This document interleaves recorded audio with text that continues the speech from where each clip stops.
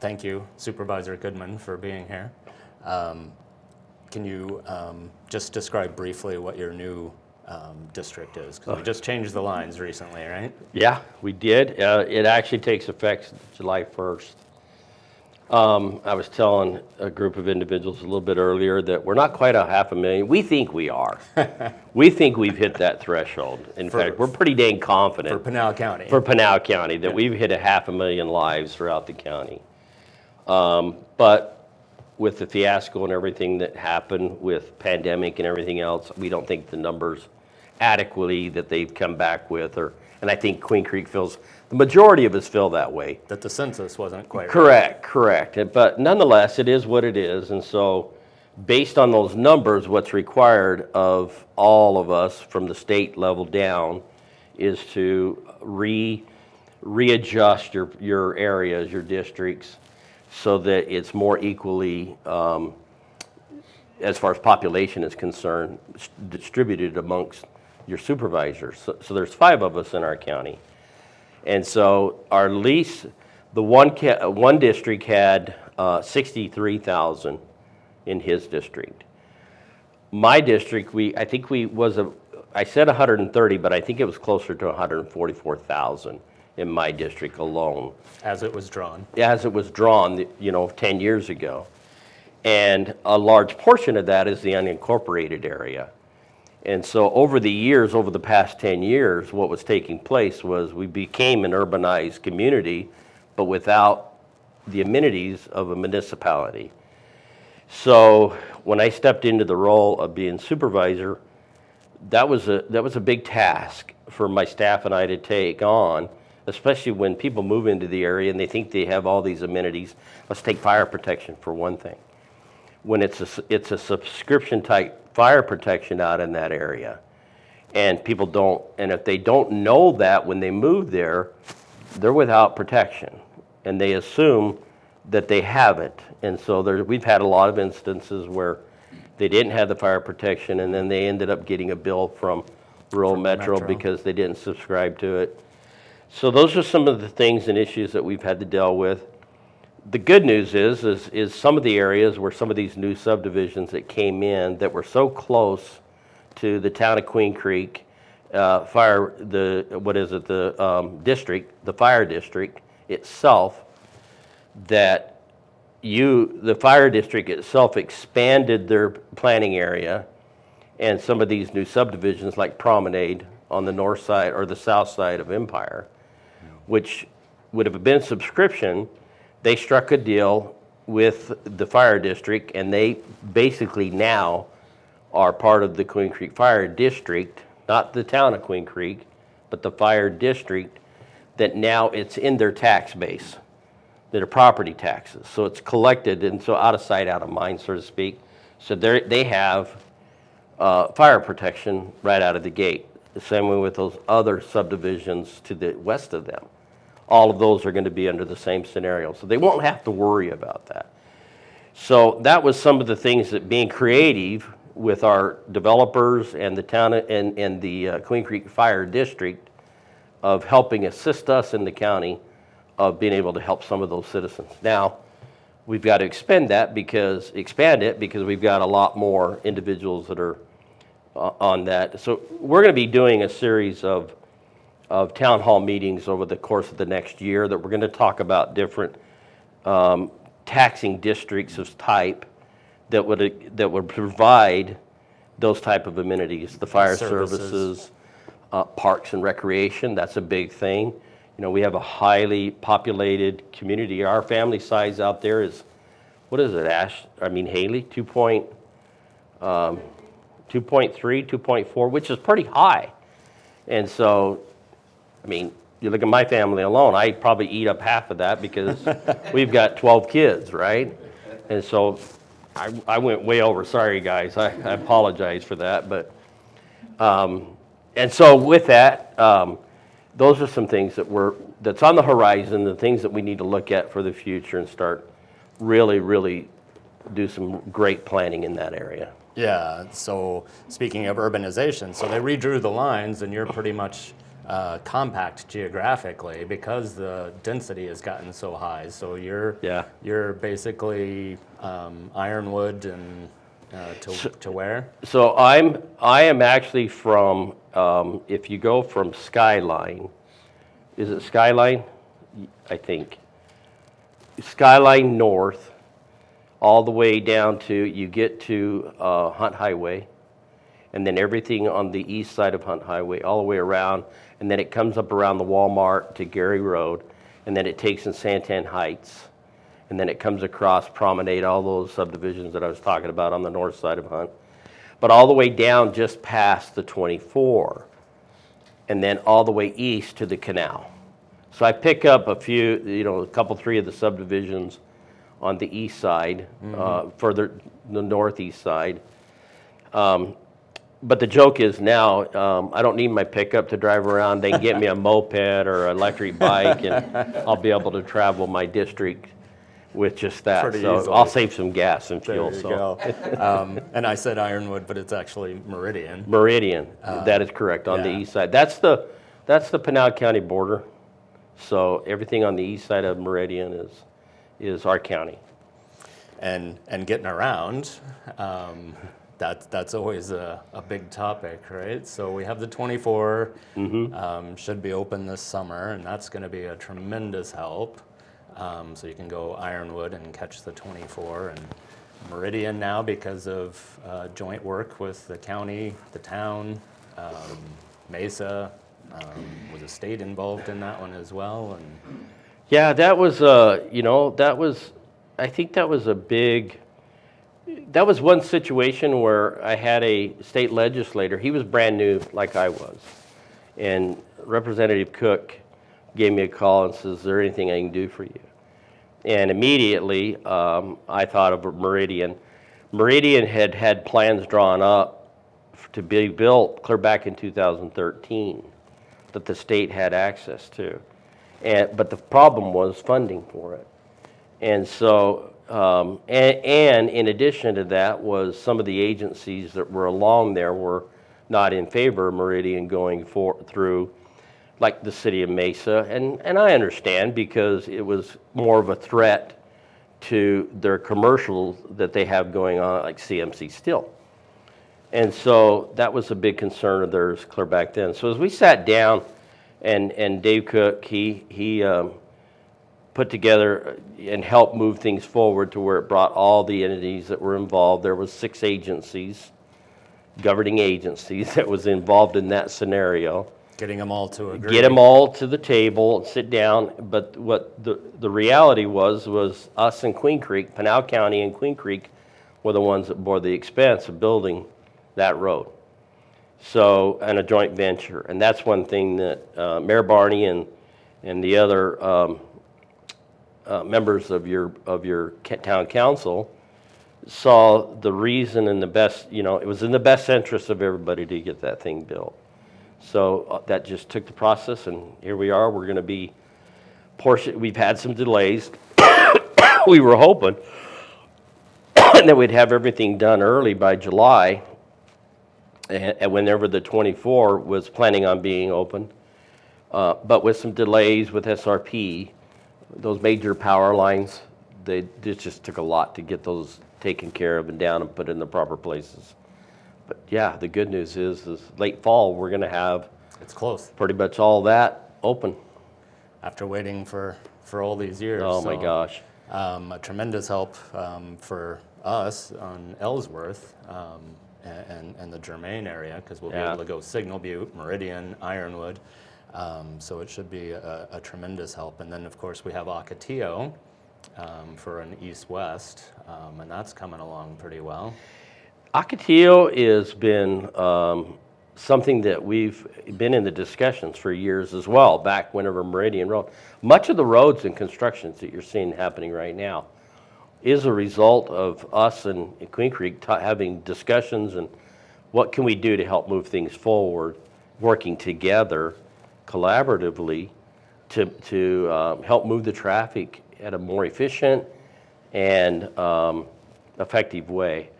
Back, I don't know if you remember, there was an accident that occurred here a few years ago, and we were doing some improvements on the different roads, and it was back whenever the election for the north-south freeway. And we've got a daughter that was pregnant, and she was going into labor, and she was on Ironwood, and that accident caused her husband thought he was going to have to deliver that child right there. Fortunately, they were able to get her out and move around through the desert there and get her to the hospital. But you know, that was a I mean, that's where you kind of take a step back and you see, wow, okay, these roads are so vital and so important, trying to move this traffic around. Yeah, you mentioned driving through the desert, so there were a bunch of times where we drove across Mayor Barney's farm and some of the other farms when Ironwood would get shut down and Ellsworth was shut down, and you end up taking little detours. Thanks, Gil. Right? But fortunately now Queen Creek goes through and Germain goes through, and so we're seeing quite a bit of relief from that. And Ocotillo should be done here pretty soon, right? Yeah. It looks like they're in the final paving. And speaking of that, so Pinal County came out with a great plan a couple of years back to really make some improvements, like Hunt Highway, Attaway, a few others that would link that area. And that's a real name, by the way. Attaway. Attaway. That's right. I think I think it was Gail that gave it that name because somebody come up and said, "Where do you go?" And he says, "Attaway." Attaway, over there. But some of the areas to link Florence and Casa Grande make it a little easier to get around, and you developed a taxing authority, much like Maricopa, that we use to build the freeway system. But then it got held up in court.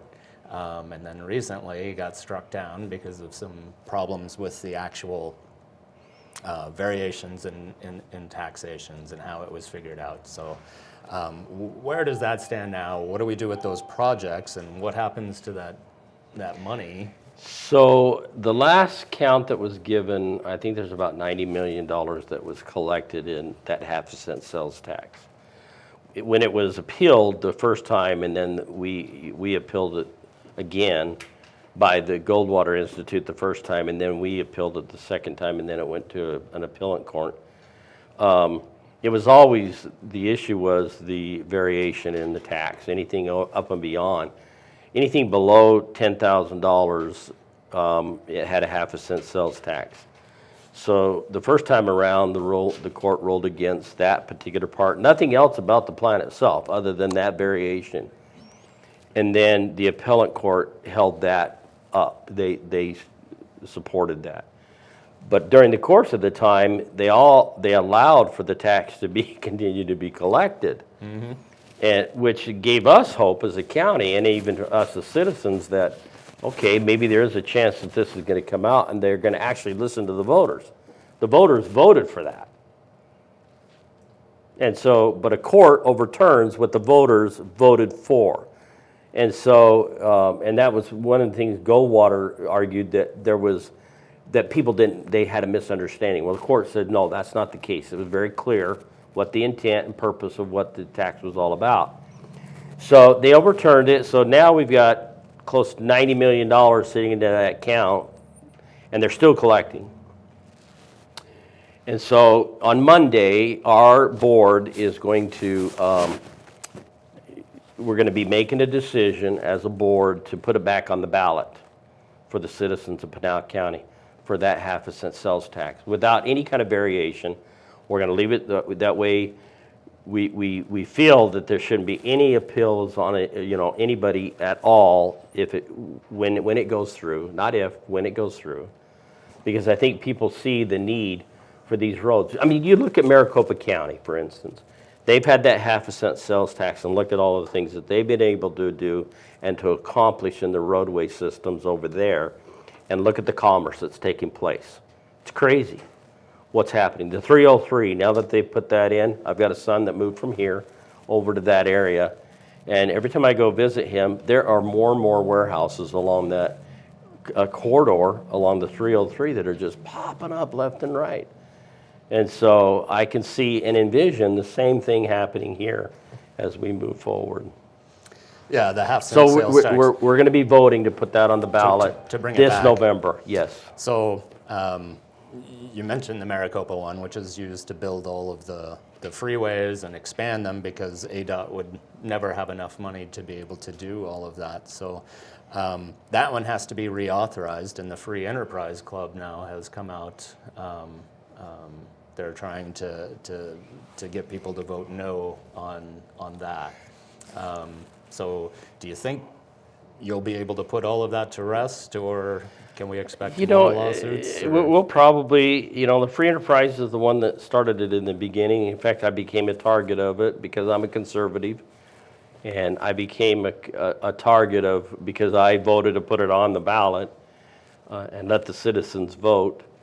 But nonetheless, you know what? I've been accustomed to controversy anyway. And the reality is that, there's taxes serve their purposes for certain things.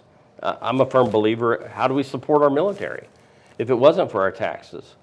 So, and roads and infrastructure, I believe, is an area that where those dollars should be spent and used to do that. The hard part is, with all of this, and the reason why ourselves, Pinal County, Maricopa County, and other counties have done it, is when you look at the state level and you look at the kind of revenues they have right now, whenever they got tied in a budget here several years ago in 2010, they started to take away from some of the taxes that were designated for roads and infrastructure to balance their budget. They took those dollars to balance their budget for 7 years straight. And so all of our infrastructure, the needs that we had as a county and as you guys as a municipality and everybody else throughout the state, they didn't have the funds coming from the state to be able to not only keep up on the maintenance, to build the future roads that were necessary as development came on.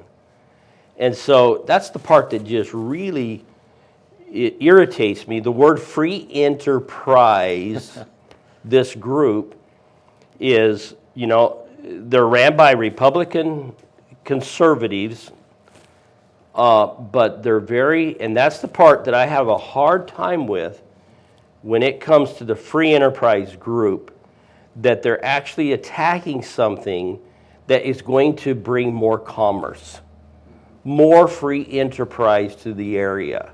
And so I have a difficult time with that particular organization and what they're doing. I think one of the bigger problem. I'll probably put another circle on my back, and that's okay. Bring it on. I think one of the big problems is when it's just say no. Just say no to the taxes, just say no to that. But when you're sitting in your car with nowhere to go, you got to build the roads. And Pinal County in particular is now seeing its boom, but for so long didn't have the population, didn't have the jobs, didn't have to generate the tax base to build the roads. So we got to get them done. So absolutely. Hopefully your RTA, your tax authority, will get passed. And we I'm can get those roads. I'm pretty confident. Many people drive these roads enough as it is. We've got a small community, these rural communities, for instance, because of our road constructions and things that we have that are so necessary that we do now. A lot of our traffic cuts through these neighborhoods. And we've got one particular neighborhood right now that has just been inundated by the traffic going through there. And they've got kids that are out trying to go to school, let alone ride their horses. And you've got people that drive like a bat out of hell, and I'm sorry, but they do. And they're disrespectful in some of these communities and even some of the neighborhoods that are out there. And so without these type of road systems that we're talking about, the 24, these arterial roads, they're always going to drive through these neighborhoods. And we got to have the funds to do it and to build it. So somebody like the Free Enterprise Group, if they really want to be effective, the state right now has an excess abundance of dollars that should be thrown and put back in our infrastructure. The roads, that is a big part. I think that's where government has its responsibility and duty, and that helps the public safety as a whole with building the right kind of roads and making sure that they're adequate. And that's where I think they could better spend their money and their time going after the state, going and putting money where they need to do it on the infrastructure.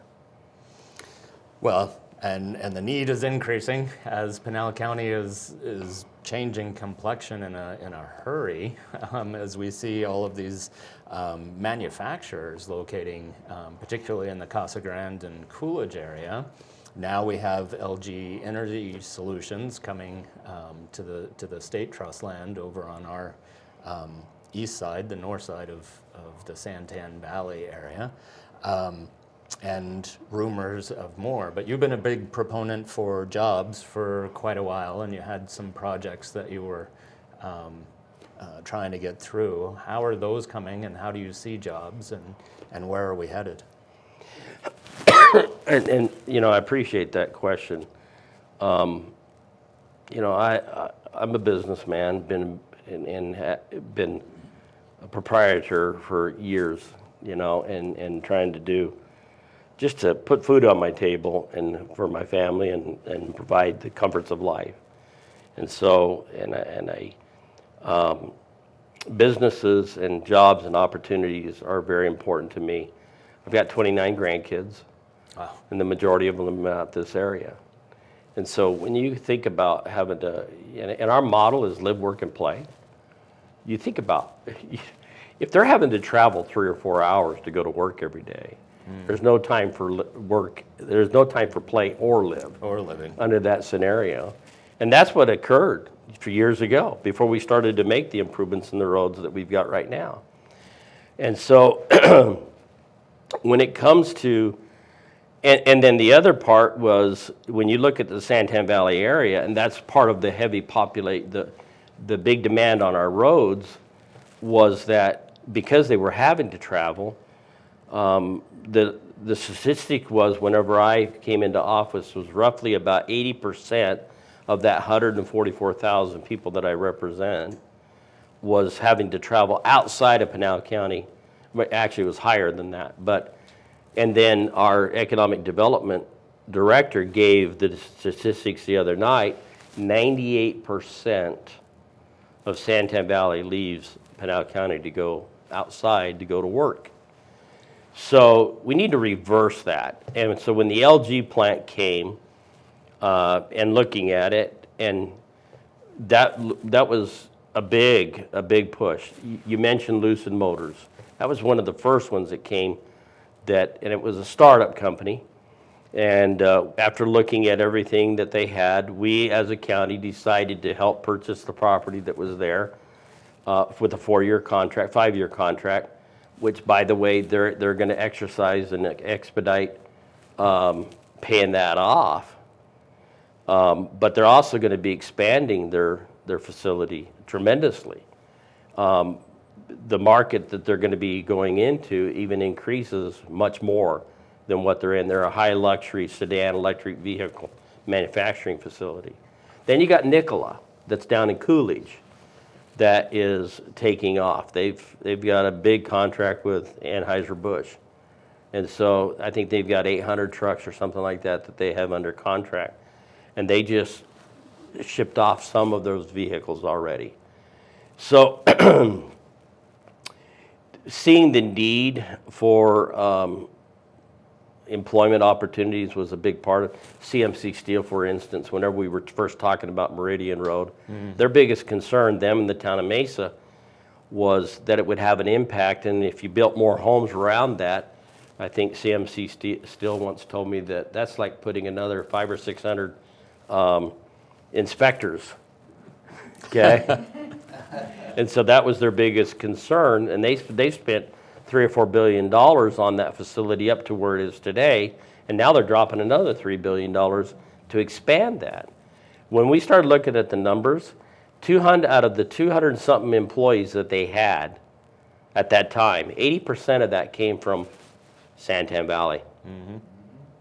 And so that's the one area where I wanted to see that area, the industrial area, expand into our county, so we don't jeopardize what's already there the industry that we're all already pulling from, and that's so close to our people's homes. I didn't want to see that go away. And so that was where we wanted to make sure, well, there were some changes, and anyway, the things that I envisioned, that's happening now. That becoming some type of an industrial corridor. Not the industrial that you think of, but it's high-tech stuff that's coming, which is at higher paying jobs. Somebody mentioned livable wages, which is so vital and so important for good quality life of our, I want to see my family and my kids, and I have a lot of friends and other family members that I consider family that want these kind of things. So I'm a big proponent for what's going on and what's taking place there. There's a lot of concern because of the type of industry that the LG plant is. But I think the town of Queen Creek, we had a meeting the other day, last Tuesday evening, where a lot of the citizens and that were in that outlining area, what some of their concerns were. And I think Queen Creek did a pretty good job as far as coming in and explaining and helping trying to take away some of those fears. But the biggest fear that people in those kind of areas right there have in the rural areas, I believe, is it's a threat on their lifestyle. And it's been happening for some time with the new developments that's taken place. We've got people that live in those rural communities have been there for 30 years. When you've got all these homes that have been built around it, it's a threat to their lifestyle. And so that was something that we've taken on, and despite of what people may believe, that's a bit of a fight of ours to work with the entities that are going around there, that we figure out how we get the traffic around those neighborhoods. So whenever the 24, or when the north-south freeway came up, and we were trying to get it aligned closer to the Queen Creek area, right? And the state came back and they decided now to push it back out further east. We as a county, we sat down with our staff and said, we need to come up with some ideas to kind of help. We have an immediate need to get traffic through the Santan Valley area. So what we came up with was an expressway, a parkway that runs along the canal, coming off of the 24, runs along the canal, and we'll take it all the way down the Skyline to begin with, so that we can move traffic from that new developments, the developments that are already in existence, from that area right there, because that's going to go big time, and then move it around. There's an area over there that is state land, where there's 2 railroads on that property and big power lines. That's an area that I'd like to see somehow planned for industrial or commercial of some type, because you've got the rail systems right there. That's a unique area in my opinion. And then with the 24, with the north-south freeway so close to that, and then with now this expressway that we're going to be doing, that beats anything that's over on the east side in Surprise and Glendale area. On the west because side. they have no rail. They have no rail over there. Right. They just have the 10 and the 17. So exactly. With the heavy rail, with the power, with the 2 freeways, and the hook up to the 10, we should be able to create some jobs down there. So and with the growth where we're headed, with Johnson Utilities now, with the change over to EPCOR, and then with Queen Creek's experience and that you guys have been able to bring and lend to everything, and working with EPCOR to move things forward, the floodgates are even going to open up even more. We're going to see a lot of that more south developed and brought into construction. So. And jobs and changing the flow of people gosh. alone will be a tremendous help. So, we thank you for your leadership on that, and we look forward to those. I think we've reached a point where we should open up for questions, if there are any. Any questions for Supervisor Goodman? I don't Yes, remember sir. all the details, but I remember reading that there's a big rail yard going in on, what would that be, the west side of Phoenix, just toward Wickenburg, kind of between Phoenix and Wickenburg there on the edge. I just wonder if that has any impact on what you're talking about out here in terms of rail infrastructure around the valley, or? You know, I think to your question, I think it's important that we do have those type of, having one rail system, you know, especially with the population that's in the Phoenix metropolitan area. I think it makes sense to have several different, those type of rail slips in those type of areas. There was a big, excuse me, large discussion with UP on around the Picacho Peak area. There was going to be a huge rail transfer station down in that area. I don't know if that's been dead or where the status is right now. I think the economy took a dive in 2008, and I think that's because of the discussion was clear back in 2004, 2005 for that particular rail yard that you're talking about down there. But I can see that happening, you know, because the way prices of gas and everything else is going right now, rail seems to be a way that's going to be high in demand. Revitalize it. Yeah, I do. I think that's going to be something that's going to be important. Well, good. Anything else that you wanted to? You know, cover? I just there are a lot of construction that's going on, and I just want to admonish the citizens as a whole and all of us to be respectful when we're going through these communities and each other. I know it gets impatient. My wife says I probably got the worst road rage of everybody. I hate to be behind somebody. I think that's probably everybody. But nonetheless, is that just be respectful and of a lot of the things that's going on as far as in the neighborhoods. I appreciate the opportunity to serve in the capacity that I've been able to and been blessed to be a part of all the things that are going on, and it's been exciting. So thank you for you as citizens for the support and things that you've done. Very good. Thank you, everybody. Thank you.